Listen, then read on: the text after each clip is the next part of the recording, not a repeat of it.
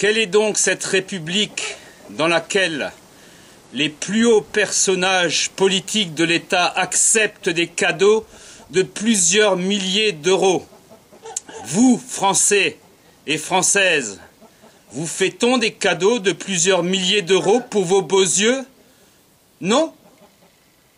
Comment? On ne vous fait pas des cadeaux de plusieurs milliers d'euros?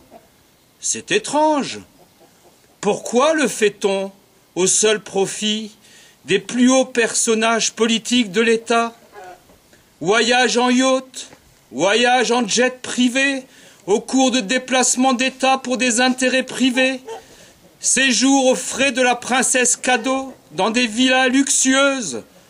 En droit pénal, ce genre de comportement est considéré comme un des principes de la corruption active.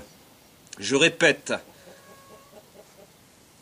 quand on est une personne politique haute placée dans la hiérarchie de l'État, ce genre de comportement est considéré comme un des principes de la corruption active.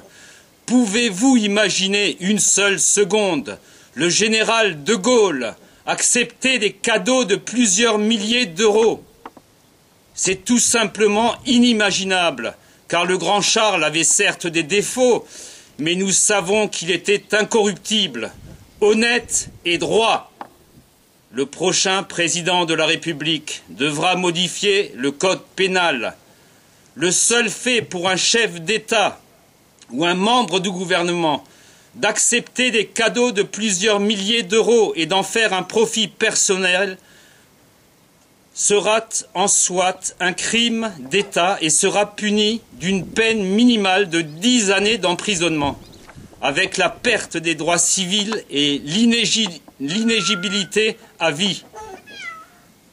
Si mettre en tôle un chef d'État ou un ministre qui a accepté des cadeaux de plusieurs milliers d'euros vous choque, Français et Françaises, alors ne votez pas pour moi, car personnellement, je n'aurai aucun état d'âme. Vous m'entendez?